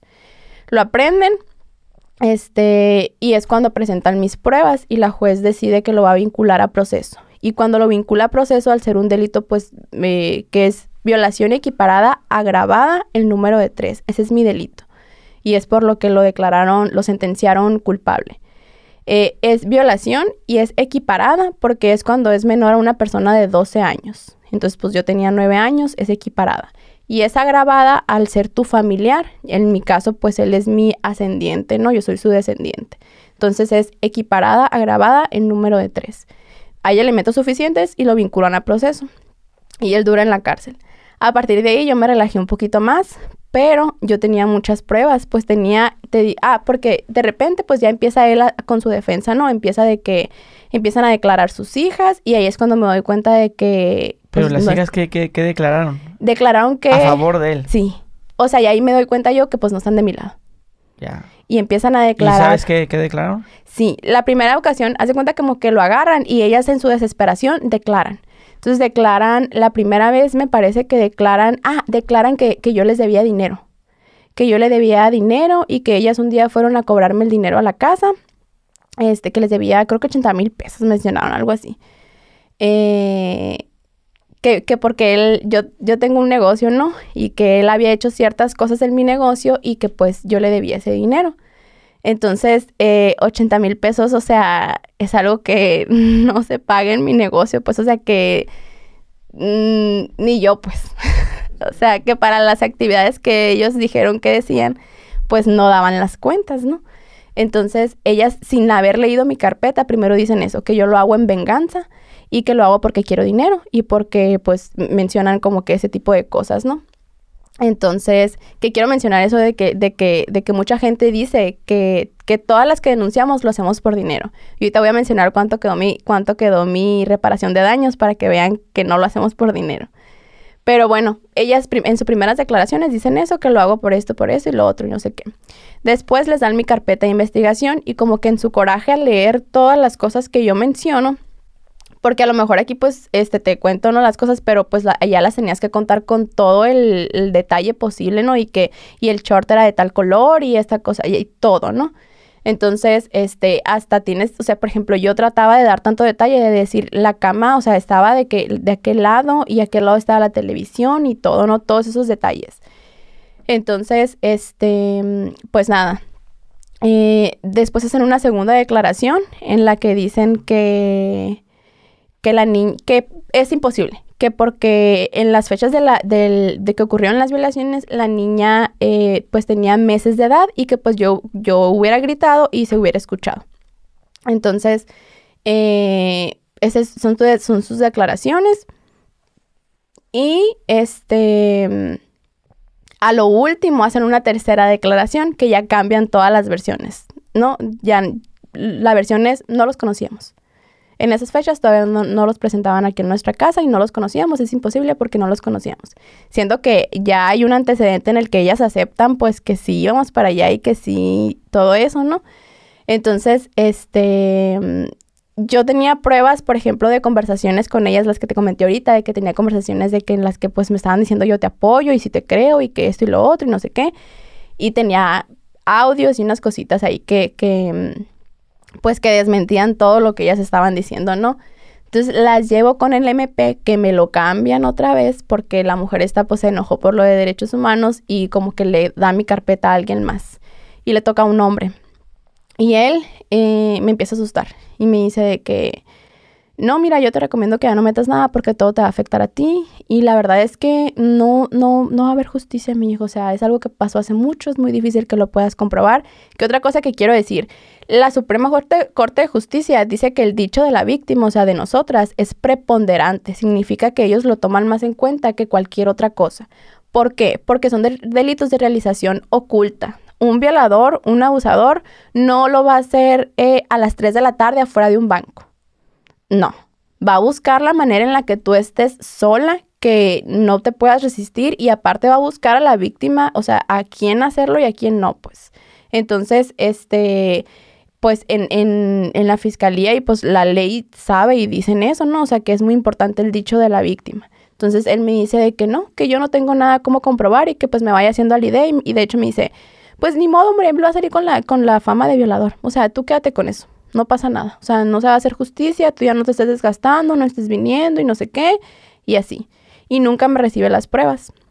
Entonces, platicando con una psicóloga, me dice la psicóloga que, o sea, como que ella no, me dice, te voy a decir algo, yo de todas las personas que tengo, me dijo, nadie lleva su carpeta sola, me dijo. O sea, entonces te recomiendo, o sea, como que me dio ahí la recomendación de que yo buscara abogados. Y busco abogados. Y me topo con un buffet de abogados, pues yo dije, voy a hacer lo que tenga que hacer. O sea, yo desde el momento en el que yo puse la denuncia, dije, yo voy a recibir justicia, no me importa lo que pase. Pero en todo ese proceso, tu papá estaba encerrado. En un momento no. Te digo, yo puse la denuncia en marzo de 2021. Y él lo aprenden... Sí, pero cuando lo aprenden, ¿cuándo? Sí, en mayo de 2022. 12 de mayo. Ajá, y luego las declaraciones, todo eso, él ya estaba capturado. Sí. Ajá, duró, sí. Cuando buscas al bufete de abogados, todavía seguía encerrado. Sí, seguía prendido. Ajá, seguía encerrado. Entonces, busco al bufete de abogados y me dicen de que sí, te vamos a ayudar, porque me preguntan muchas cosas. Pues me dicen, no, aquí hay que hacer hasta una ampliación. No, hombre, tú vas a ganar y no sé qué. Y me citan para otro día. Y al otro día, llego y me dicen, están como 7 abogados sentados y yo la única mujer, no me ponen en medio y me dicen, no hay nada que hacer con tu carpeta. Tu carpeta no se va a hacer justicia porque tardaste mucho en hablar y me vuelven a decir lo mismo, ¿no? Entonces pues está muy raro, de hecho ellos me dijeron, está muy raro que tú seas la única víctima, o sea, está muy raro. Y yo sé que no soy la única víctima, pero pues no todos quieren denunciar ni testificar, ¿no? Entonces, bueno, llego con una asociación y esa asociación de mujeres pues me ayudan, son unas jurídicas y ellas me ayudan con mi carpeta, ¿no? Y es cuando empiezo a descansar un poco. Me empiezan a ayudar y todo, pero la verdad es que es una asociación nueva. O sea, ellas iban empezando y fui su primer juicio, no su primer carpeta como tal, pero sí su primer juicio y mi tipo de delito también pues no es el más fácil, ni lo penal tampoco.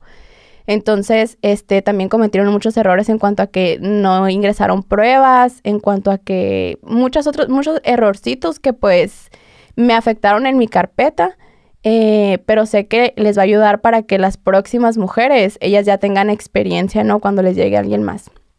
Pero bueno, se llega el pasatiempo, se llega el día del juicio, que fue hace como un mes, fue los 1 de junio. Se llega el día del juicio y una semana antes nos cita una MP y me dice, no, pues yo no voy a tener tu carpeta, se la paso a otra carpeta. Y le llega a una MP que se la dan el jueves, un miércoles creo que le dan la carpeta. Y le dicen, el lunes tienes audiencia y la tienes que defender. Y una carpeta así gigante en el que se tiene que aprender todo. Entonces, yo entro, platico con ella y ella, entra primero mi hermano. Y cuando yo entré me dijo, yo te creo, me dijo, y te voy a decir por qué te creo. Porque veo tu dolor, me dijo, a través de tu hermano. Y ya con eso me dijo, para mí es suficiente y vamos a ganar y no sé qué, y me alienta. Después al día siguiente, nos citan para el día siguiente. Y llegamos y nos dice, ¿qué hacen aquí? A ustedes no, o sea, ¿qué hacen aquí? No, pues es que ustedes nos dijeron que venían. No, yo no les dije nada y que no sé qué. O sea, la gente de ahí es muy altanera, o sea, te quieren sobajar. Y siempre te dicen de que tienes que llevar buena relación con la MP porque es la que te va a defender. ¿Pero así tan bipolar? Sí. Y ese día entra mi hermana y con ella a platicar y le dice, no, la verdad es que trae a la mejor defensa de Hermosillo. No vamos, o sea, está perdido, váyanse haciendo la idea, vayan como que psicológicamente preparándose porque no vamos a ganar. Eso le dicen a mi mamá y a mi hermana. Y ellas deciden no decirme a mí. Porque yo andaba muy positiva de que vamos a ganar y me va a creer la juez y no sé qué, ¿no? Entonces, esa semana se siguen cometiendo algunos errores ahí con las jurídicas que me estaban ayudando. Y yo ya no aguanté y les dije, oigan, ya, necesito ayuda, o sea, me siento sola en el proceso y no sé qué. Y hay 3 abogados que ellas les dieron como un curso a ellas para que estuvieran preparadas para el juicio, que nunca habían ido a juicio. Y ellas les plantean mi situación. Y los abogados, pues, al ver mi carpeta, se dan cuenta que es verdad lo que yo estoy diciendo, pues. Y dicen, no hay forma en la que no le podamos ayudar, pues. Y los 3 abogados que cobran muy caro, no me cobraron ni un peso. Los tres que ni siquiera trabajan juntos, ¿eh? O sea, uno es especialista en cosas como de psicología, otro es especialista, otros dos en lo penal y así, pero cada uno es especialista en su área y no trabajan juntos, trabajan por separado. Pero se unieron los tres para ayudarme. Entonces, me dan esa sorpresa el viernes y el lunes tenemos juicio. El lunes empezamos el juicio y la verdad es que a mí me dijeron, tú no tienes que convencer, porque yo traía mucho coraje de todo lo que se decía de mí, porque la defensa jugó mucho en hacerme quedar mal a mí como persona, o sea, decir de que yo salía con muchas personas, porque a mí me preguntaron, oye, ¿has tenido un novio? Y pues yo ya había tenido un novio, o sea, una pareja sexual, una sola pareja sexual en toda mi vida. Y me dijo, y por esa pareja sexual que tuve, me querían hacer ver como la peor persona, ¿no? O sea, no me bajaban, sí sabes, o sea, me trataban de la peor persona por haber tenido un novio, ¿no? Entonces, como que a mí a veces me ganaba mucho el coraje por eso. Y ya ellos me dicen de que, o sea, tranquila, mijo, o sea, tú no les tienes que demostrar a nadie que es verdad lo que dices. A la que le tienes que demostrar es a la juez. Y como que yo me meto eso en la cabeza. Entonces, yo tenía la oportunidad como víctima de declarar o no declarar. Ellos te dan la opción porque pues a veces, de hecho, es revictimizante porque platicas y platicas lo que te pasó, que la verdad también es liberador, pero a veces las preguntas que te hacen pues son muy incómodas, ¿no? Y te revictimizan. Y pues es muy difícil y como que cuidan mucho tu salud mental, ¿no? Yo lo único que pedí es que sí voy a hablar, pero iba a hablar con un psicólogo a acompañarme por si yo entraba en crisis. Y cuando hablo, pues la verdad es que hablo muy bien. O sea, digo todo lo que tengo que decir. Y algo muy bueno que pasó fue que de hecho nos criticaron mucho eso. Yo con mis hermanos y con mi mamá, yo nunca me puse de acuerdo para platicar ni decir qué decirles. De hecho, mi mamá a la fecha es algo que no quiere saber detalles porque la dañan, pues. Entonces, yo nunca les dije, mi hermano, por ejemplo, se dio cuenta de unas cosas, no mías, pero sí de unas actitudes de mi papá y le encontró, bueno, creo que sí lo puedo decir, pero le encontró fotografías, una vez le pidió una memoria a mi papá y le encontró fotografías, pues, sexuales, ¿no? Ahí, y le encontró fotografías que me había tomado a mí dormida, desnuda. O con poca ropa, ¿no? O sea, o ahí sugerentes. Entonces mi hermano se dio cuenta en algún momento de eso y como que lo bloqueó y cuando pasa todo esto se acuerda y lo declara también. Mi hermana declara sus cosas también y yo esto, por ejemplo, que te cuento, yo no sabía hasta que yo leí lo que mi hermano declaró. Entonces yo nunca me puse de acuerdo con mi familia ni con nada. Yo les dije, solo cuenten la verdad y todo va a salir bien. Oye, entonces este lunes fue el juicio. El lunes, hace 3 lunes. Hace 4 lunes. Ajá. O sea, acá es reciente. ¿Y qué onda? ¿Cuánto le dieron? Le dieron 8 años, 4 meses por cada delito que cometió. Que junto sumó una pena de 25 años de prisión. Ah, qué chingón. Sí. ¿Y cómo te sientes tú por eso? Me siento muy bien. Siento que le pudieron haber dado más, si te soy sincera, porque fueron de 8, la medida es de 8 a 20 años de prisión. Y siento yo que si le hubieran dado más, pues juntaba mucho más al final. Pero la verdad es que estoy contenta con la pena que le dieron porque siento que se me escuchó, pues. Y al final las víctimas es lo que queremos, que se nos escuche, que se nos crea. Y algo que quiero que quede muy claro es que siempre te hacen que tú les tengas miedo a ellos. Y la verdad es que el poder lo tenemos nosotras. O sea, si tú hablas, él es el que te tiene miedo. Yo a él le dije muchas veces en la audiencia y le dije muchas cosas, aproveché y le grité y le dije muchas cosas y nunca me dio la cara. Y mis abogados me dijeron, es que tiene miedo. ¿Por qué? Porque ya hablaste. Porque sabe que por ti puede pasar. Y cuando declaraba en su defensa, él no decía, es que ella quería. No, ya dijo que no pasaba. Ah, que eso no pasó. Sí, de hecho. ¿Que tú lo imaginaste? Sí. Cuando, por ejemplo, me pasan a mí a declarar en los juicios, yo tengo todas las preguntas que me haga a mí la defensa, yo las tengo que contestar. Y estás obligado a contestar todas las preguntas. Pero él le dan el beneficio de que si él quiere contestar, nomás va a contestar lo de su defensa y no va a contestar lo de la otra parte. O sea, si él quiere. Y pues él no quiere contestar nada de lo de nosotros. De lo de, o sea, de mis asesores, ¿no? Y de la MP. Entonces, lo único que dice es que los hechos no pudieron haber pasado porque yo no los presentaba todavía en mi casa. Y es todo lo que dice, y le hace una pregunta, bueno, lo liberamos al testigo, dice. Y le preguntan a la otra, pues a mi parte, y mis abogados ya preparados con todas las armas para hacerle 1000 preguntas, y dice, no voy a contestar a esta pregunta ni a ninguna otra pregunta que me hagan. Entonces, pues, se negó a hablar, ¿no? De hecho, durante todo el juicio no habló, estuvo mucho tiempo con la cabeza agachada. Él ya sabía lo que había hecho. No, te voy a decir algo. Ellos iban muy seguros porque de verdad sí llevaban a la mejor defensa de Hermosillo. Y la verdad es que en las audiencias anteriores, mis abogadas sí habían cometido alguno que otro error. Entonces yo creo que ellos pensaban que con la defensa que llevaban no me iban a ayudar. No se esperaban que iba a tener 3 angelotes que se me unieron a mi causa. ¿Y no te cobraron, dices? No me cobraron ni un peso. Nada. De hecho, yo les di las gracias públicas, o sea, el agradecimiento público hice una publicación en Facebook. La verdad es que no tengo, o sea, no soy influencer ni tengo alcance ni nada. Pero pues lo publiqué ahí y me dijeron de que es que son inmerecidas. O sea, nosotros estamos para darle voz a los sin voz. Se llama Marco Antonio Molina, un abogado, y el otro Sergio Ruiz Rocha. Y el otro quiso mantener su anonimato, fíjate. O sea, a pesar de que me ayudó, y él es buenísimo con los contrainterrogatorios de los psicólogos.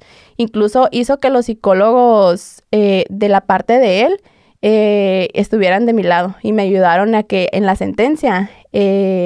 pues ellos mencionan que pues que sí, que con las fechas y que la víctima esto y lo otro, y están de mi lado, me ayudaron a que lo condenaran. No, pues hay que mandarle saludos. Sí, y darle las gracias, sí. Y que espero que haya más abogados así que puedan apoyar a las chicas que hayan pasado por algo así. Exacto, tanto abogados que lo puedan hacer, y también como cualquier mujer que quiera un buen abogado, pues que ya sepa los nombres en Hermosillo y que los pueda buscar, ¿no? En todo Sonora trabajan.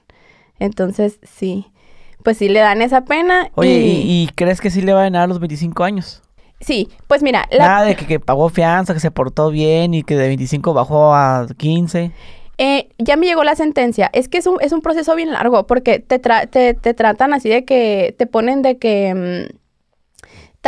ese día dicen que es culpable. Una semana más después dicen cuántos años. Una semana más después te llega la sentencia tal cual, ¿no? De hecho, me llegó apenas el martes. Y en la sentencia dice que la juez no le otorga ningún beneficio ni ninguna reducción. Él se puede amparar y puede hacer ciertas cosas, pero la realidad es que la menor pena que le pueden dar son 8 años. Entonces, realmente sí tiene muy buenos abogados. No, pero pues imagínate, los 8 años es como mínimo ya. No, pero 8 por delito. Ajá, sí, por ejemplo, imagínate que no sé, que no, pues nomás le vamos a dar un delito, 8 años. Uh-huh. Pero esos 8 años... porque entró como abusador. ¿Cómo los tratan ahí a los abusadores en la cárcel? Que no sé si esté protegido, eso ya no tienen derecho. ¿Tú crees? Yo, pues, ¿en dónde está preso? En Hermosillo, en el Cerezo de Hermosillo. Bueno, sí, no sé, pero si hubiera sido en otros penales, a lo mejor ahí sí, aunque tengas lana ahí, te traen a pan y verga todos los días. Que digo, no tiene dinero porque es alguien que no trabajaba desde hace mucho tiempo, o sea, su familia lo mantenía. No, y luego aparte, adentro, pues dejas de producir, o sea, si produces algo afuera, adentro ya no produces nada. Que de todos modos no producía afuera. Uh-huh. Pero, pues sí, o sea, lo están... Te digo, su familia... Se la pasa muy, muy mal. Su familia todavía andaba, y él andaban como que iban a ganar, ellos juraban que iban a ganar. Tanto es así que el primer día de juicio... una persona de su familia, al estar afuera de la sala de espera, amenazan de muerte a mi mamá. Y le dicen, vas a ver, perra, te voy a matar. Y pues ahí como que también algo nos iba a hacer a nosotros, ¿no? Entonces, pero puras pinches amenazas nada más para que se asustaran ustedes. No es la primera vez que recibí amenazas de muerte de parte de ella. Ya me había llegado por otra persona que nos podía hacer algo. Es lo mismo, son amenazas. Ajá. Si quisieran hacer... Ellos saben que no les conviene hacerles algo a ustedes. Entonces... Menos cuando se está pasando... Porque misteriosamente les pasó algo a ustedes. Ajá. Cuando pasa eso... Uh-huh. O sea, es más echarle más leña al fuego. Exacto. Pero es muy común que cuando tú ya quieres hacer... Por ejemplo, ahorita mencionaste algo muy importante. Es que él tiene miedo porque estás hablando. Sí. Entonces, cuando una chava empieza, por ejemplo, a subir un video. Uh-huh. No, pues que mi tío... Que un fulano de tal... Fuimos a tomar y abusó. Luego empiezan las amenazas de que no, y que mejor bórralo, güey. O sea, empieza a bombardearte mucha gente negativa. Pero en este caso a ti te pasó con la MP o con el que tomaba la declaración. Uh-huh. Que te decía que no iba a proceder. Uh-huh. Igual hasta los amigos te dicen, ya, déjalo así. te desaniman y aparte que te desaniman, otras personas te amenazan. Empiezan las amenazas de que te vamos a hacer esto. Y luego ya cuando denuncias, suben de tono las amenazas. Pero no les va a pasar nada a las chavas. Ajá. No pasa nada. Porque Sí, sospecharían más. De hecho, nosotros lo que hicimos, fíjate, o sea, lo hicieron muy tontamente porque se dio cuenta, estaba ahí un agente del ministerio un agente de la AMIC, que nosotros ni conocemos ni nada. Y ella AMIC, estaba ahí. ¿qué es AMIC? Es agente ministerial de investigación criminal. Creo que, no sé si hay aquí, pero pues en Sonora sí es. No Aquí no hay. No conocía el término, pero pues ya Ok. por las siglas, pues ya entendimos. Sí, pues estaba un agente ahí de la AMIC y se da cuenta de esto y dice, si quieren poner denuncia para que estén protegidos, yo puedo declarar de lo que escuché y lo que vi. Entonces, ella nos ayuda a declarar y la verdad es que como con esa denuncia sí nos ayudan mucho. Luego nos dan medidas de protección. La verdad es que he tenido, o sea, no sé, antes de lo de la denuncia batallé un chorro, ¿no? O sea, antes de obtener justicia. Pero ya obteniendo justicia ya todo el mundo te ayuda. Exacto. Entonces... Sí, porque ya ahora sí ya dijiste la verdad, según. Ya todo el mundo, y yo ajá. sabía que yo sabía. Sí, es muy común eso. ¿Y cómo te sientes ahorita? Me siento muy feliz. Mira, nos sentimos muy en paz. Siento que... Le chingaste 2 años, casi 3 años. Eh, De andar de vueltas y eso. Y 2 años, 3 meses. Por eso dicen de que, ay, qué afortunada que fuiste una de No, ni las... madre. No 2 fui años. afortunada. De hecho, te voy a decir algo. Dentro del todo lo que yo gasté en el juicio, suma la cantidad de 218,000 pesos. Todo lo facturado, ¿no? Porque igual hay cosas que no se pueden facturar y que, pues, ni modo las pagas. ¿Y eso fue la reparación de los daños? Lo que te... Ajá, eso fue lo que ¿Sí yo... te lo pagaron? No, fue lo que yo ingresé como reparación de daños.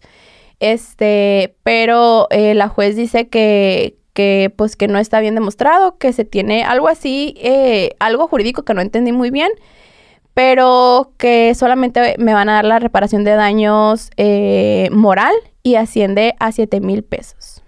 7,350 pesos.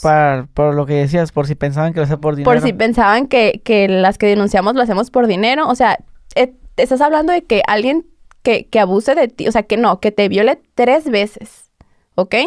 Va a pagar una multa, te va a pagar a ti una multa de 7,000 pesos.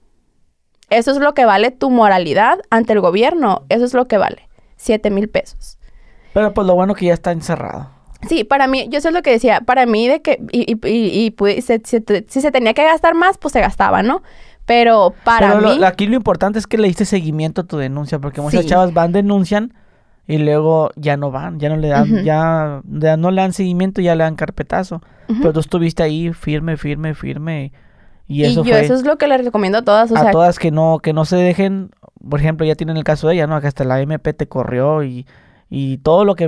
No, déjalo que la vida se va a encargar de pagarle más. O sea, ¿qué mamás son Ujú. esas, no? yo no quiero que la vida se encargue, O sea, ¿qué persona te dice eso? A lo Ujú. mejor, yo creo que hubiera preferido que te dijera, mija, tengo hueva. Me preferiría que te dijera eso. y se entiende más, ¿sabes? O Es sea, que ve mañana, o es que ahorita no puedo yo, ya salí. Que te digan esa mamada, la vida se va a encargar de castigarlo. ¿sabes qué? Me llegaron a decir, oye, es que sí lo quiero hacer ahorita, pero fíjate que no hay tinta, no hay hojas. Ah, voy y se las compro, se las traigo. Te lo juro. ¿Sí? Fui y les llevé tinta, les llevé hojas. No mames. Te lo juro por Dios. No, pues qué chingón.